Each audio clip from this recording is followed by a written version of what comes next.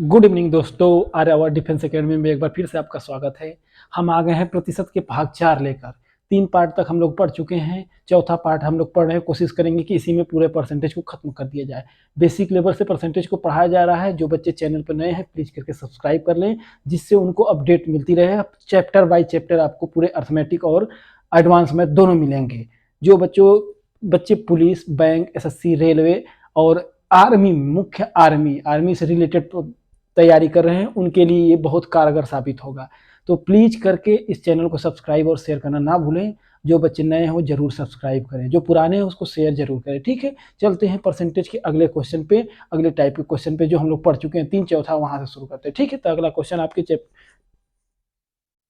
ये क्वेश्चन देखिए। एक परीक्षा में पास होने के लिए 40% अंक चाहिए था। एक छात्र 175 अंक लाता है और वह 5 अंकों से फेल हो जाता है, तो परीक्षा का पूर्णांक ज्ञात कीजिए। देखिए अब क्या है, पास होने के लिए कितने अंक चाहिए था उसको? 40%।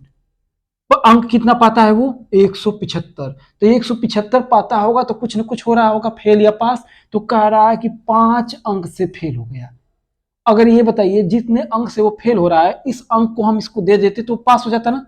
तो इस अंक को हम देंगे, क्यों? क्योंकि यहां पास के लिए 40% चाहिए।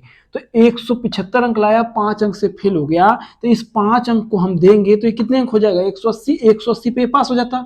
अगर 180 अंक होता तो पास हो जाता, लेकिन वो 5 अंक से फेल हो रहा था। तो फेल हुए अंक अगर फेल होगा तो हम जोड़ेंगे, अब पास से अधिक पाएगा तो घटाएंगे। तो इसको हमने जब जोड़ा तो 180 आया, 180 पे क्या हो गया? पास। यहां परसेंटेज में कितना हो रहा था? 40 पे पास। तो बताइए 40% 180 अंक के बराबर हो गया। तो 40% की वैल्यू 180 है, तो 1% बराबर आ जाएगा आपका 180 बटा के 40। पेपर टोटल पूर्णांक कितने अंक का होता है? अंक में मालूम नहीं, लेकिन परसेंटेज में कितना भी अंक का हो, लेकिन परसेंटेज हमेशा 100 ही होता है। तो पूर्णांक 100% का मान निकाल लेंगे। 0 से 0 काट दिए, 2 से 2 दूना 4, 2 9 के 18। अब ये 2 बचा, 2 से इसको काट दें 50 बार में। 50 में 9 को गुणा करेंगे तो 450। ये कुल पेपर का अंक है, मतलब पूर्णांक 450 अंक का पेपर है। इसी पर देखिए दूसरा टाइप का दूसरा क्वेश्चन, इसी आपका देखिए दूसरा। इस क्वेश्चन को देखिए आप। एक परीक्षा में पास होने के लिए 36% अंक चाहिए थे। एक छात्र 195 अंक लाता है, जो पास अंक से 15 अंक अधिक रहता है। तो हमने यही बताया था कि जब ऐसे क्वेश्चन आए, अगर इतना अंक लाता है, कुछ अंकों से फेल हो जाता है, तो जब अंक से फेल होगा तो हम जोड़ेंगे अंक में, और जब पास अंक से अधिक लाएगा तो घटाएंगे। तो यहाँ पे पास के लिए परसेंट में कितने था? 36% के लिए पास पे। ठीक। अब बोला है कि 195 अंक लाता कितना है? 195। जो पास अंक से 15 अधिक है ना, 15 अंक अधिक है। जब अधिक अंक पास से लाएगा तो हम घटाएंगे। तो टोटल पास कितने पर होगा? 180 पर पास होगा। 180 अंक पे पास हो जाएगा ये। अब यहां परसेंट में कितने अंक पे पास हो रहा है? 36% पे। तो 36% की वैल्यू दी है 180। तो 1% की 180 बटा के 36।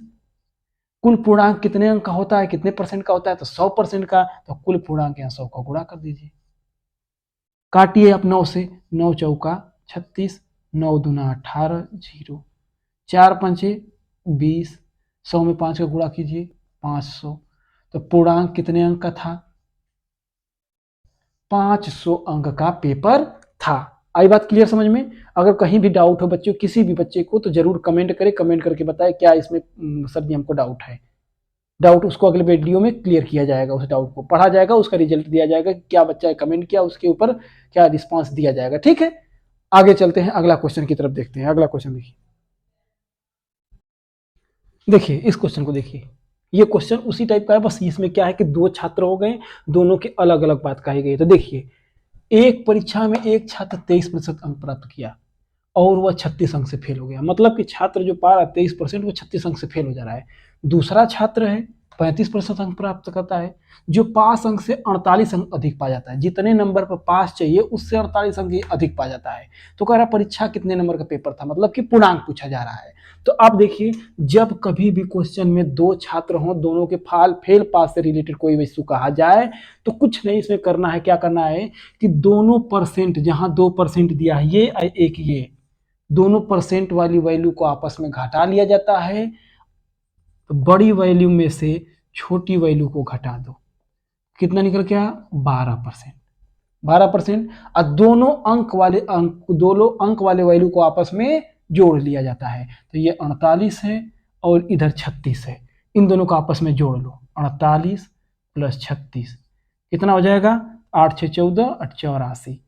तो 12% का मान 84 है। 12% का मान 84 है। तो 1% बराबर 84/12। तो पूछा क्या, कुल पूर्णांक परीक्षा कितने परसेंट का होता है, हमेशा 100% का। तो गुणा 100 कर दीजिए। 12 सत्ते 84, 100 में 7 का गुणा करेंगे कितना आएगा 700। तो वो पेपर जो था, दोनों बच्चों का जो पेपर था वो 700 अंक का पेपर था।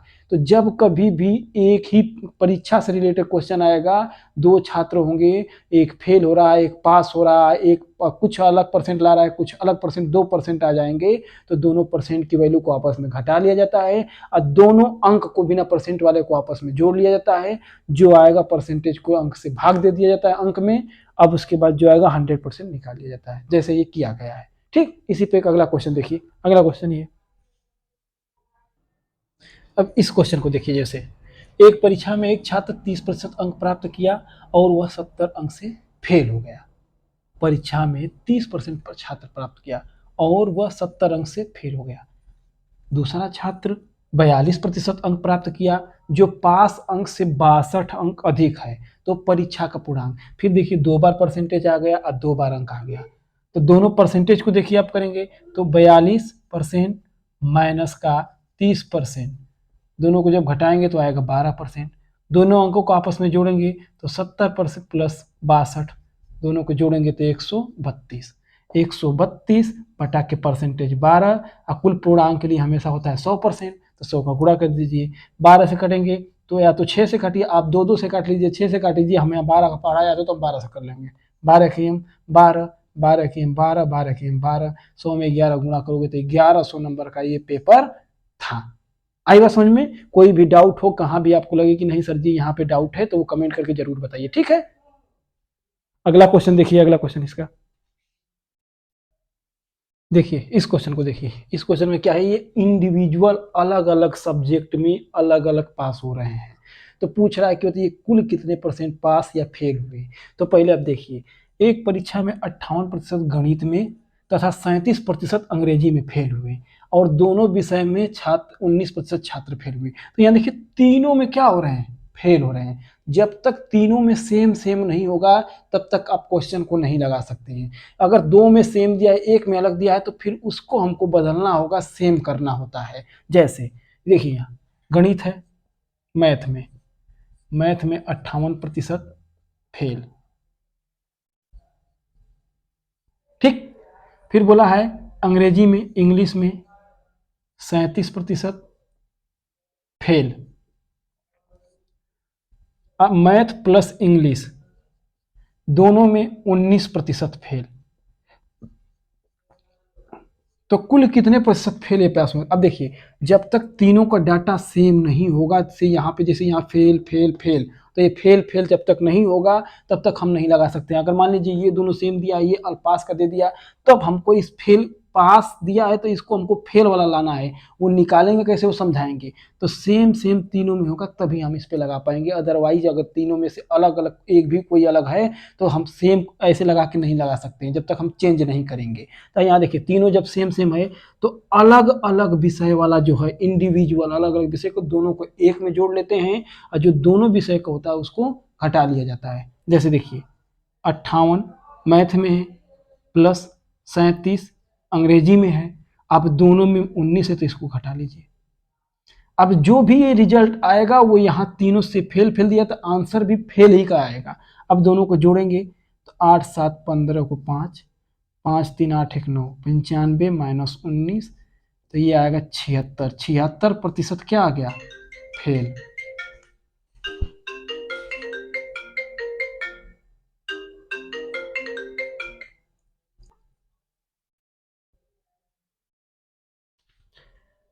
तो क्या आ गया, 76% फेल आ गया, 76% फेल आ गया। अब देखो दोनों को जोड़ के किया तो हमने इसको घटा दिया तो 76% टोटल फेल आ गया। तो कुल एग्जाम में कितने परसेंट बैठते हैं, कुल एग्जाम में बैठते हैं 100%।